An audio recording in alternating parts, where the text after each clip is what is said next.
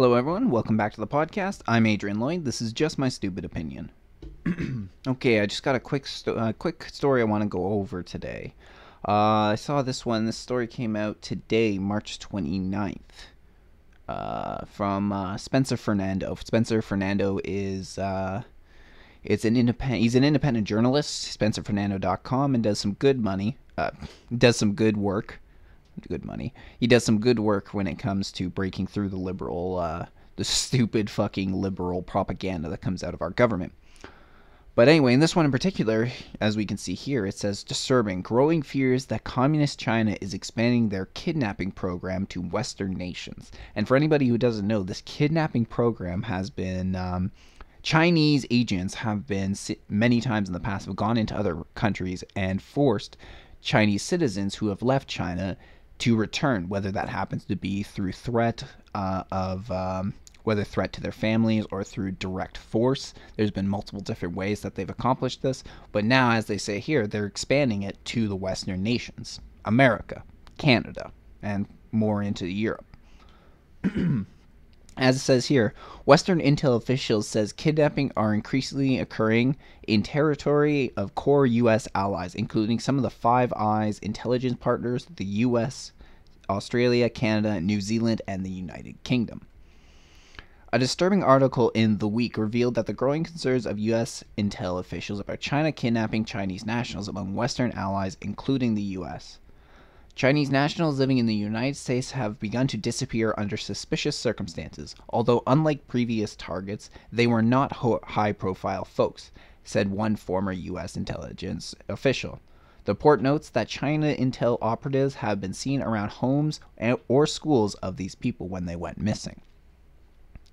Now, this could be, again, for exactly the same reasons that I just stated before. It's an attempt to get them back into it's an attempt to persuade them to come back to China, because it's much easier to threaten somebody in order to come back and make them come back willingly than it would be to drag them through airport security and back all the way through customs all the way back to China. It'd be much more easier. And one of the ways that this can be done is that many of these Chinese nationals who are living wherever that happens to be, if it's the US, Australia, Canada,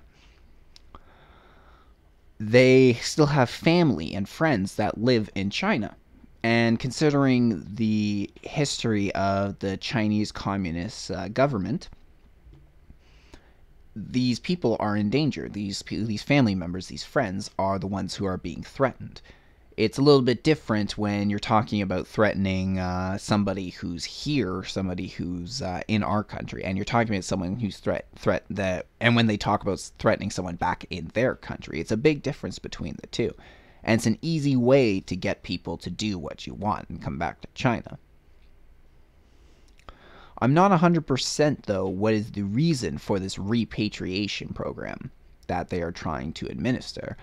I'm not sure exactly if this is to avoid information leaking out or what, but this seems to be what they are doing. And this article that they're talking about comes from The Week. This is what it linked to. Intelligence officials fear China's global kidnapping program has reached America. And it just goes into the same, it goes into explaining in detail everything that ended up happening, like how they have been doing this. But one thing that I found this particularly disturbing happens to be with Justin Trudeau's affiliation with China. We know that Pierre Elliott Trudeau, his father, he held China in high regards. He was one of the first Western leaders to reopen trade negotiations with China. He was one of the first, and he spoke very highly of China. Trudeau has spoken very highly of China, and he's had plenty of Chinese businessmen that have come to lobby Trudeau. And we do know that because it's a communist country, these businessmen are just an extension of the communist government. The whole point of these Chinese businessmen is to spread the influence of communist China and get a better control on our markets. This is being seen through whether we're talking about lumber or whether we're talking about our metals, which is the big one that's going on right now. This is also what was the point of Trump's tariffs against when he was looking to first administer them against Canada, and he ended up dropping that, and he leveled them against China. It was just misdirection in order to level these tariffs against China. And the reason for this is because China is watering down our metals by like our market, by putting their own cheaper metal on the market, which people are willing to buy up. So this is just one way that they are doing this. But what really concerns me about this whole thing was that in the budget that was released in 2018, there was actually one part that was that people were worried about. And as we can see here in this article that goes back to March 1st, it says Canadian confidential tax info to be shared with police in other countries. Government shouldn't hide changes in the budget, says civil liberty advocate. So this was concerning enough for any citizen out there. You know, we don't want our information our tax information getting shared with foreign nations. But where there was always a concern for this happened to be with China, because of this repatriation program. Now, if China was to gain access to this tax information, they would have the information of people in Canada, the Chinese people in Canada. They would know their address, they would know the city they live in, their postal code, everything they need in order to track these people down. And it's one thing, again, if we're talking about an individual trying to track another person down, it's much more difficult. But a government agency, that's much easier for them to track down, and they can do it when they extremely easily when they have all the information. And as we can see, which from that report that came out, it speaks about how these Chinese agents were in the area at the time. Now, so far, we haven't seen the proof that they have, at least in Canada, taken anybody by force, aside for threatening them and persuading them in some way to come home. It doesn't seem that there's been any violence, any force used in order to take people home. However, in the past, the Chinese have used force in order to repatriate some of their citizens. So in the bill, with the ability to share the tax info with police in other countries, since Trudeau seems so fond of China, I could see a very good possibility that some of our tax info gets shared with the Chinese. And that is quite dangerous, just for all the reasons I've listed beforehand. And I mean, the police, again, the Chinese police are in the hands of the Chinese Communist government. So if the police get their hands on that, then the Chinese government gets their hands on those files.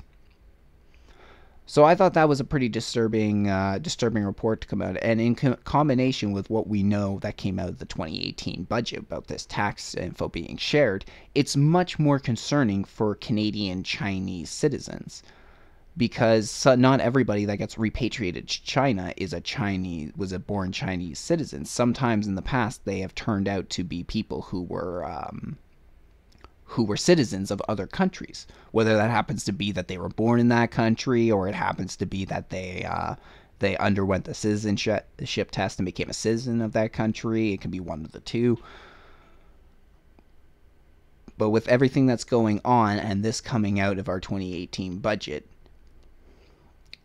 it's just very poor timing. It really could just be a coincidence that this is the time that the government wants to share tax info, but when we see that this is also happens to be ramping up, that these repatriation efforts by the Chinese government is increasing in our own countries, then I think we have a right to be a little more concerned about this tax info being shared than we did even when they first announced it. Especially Chinese Canadians have every right to be very concerned about this whole situation. But that's all I have for you guys today. Thanks very much, and I'll speak to you guys soon.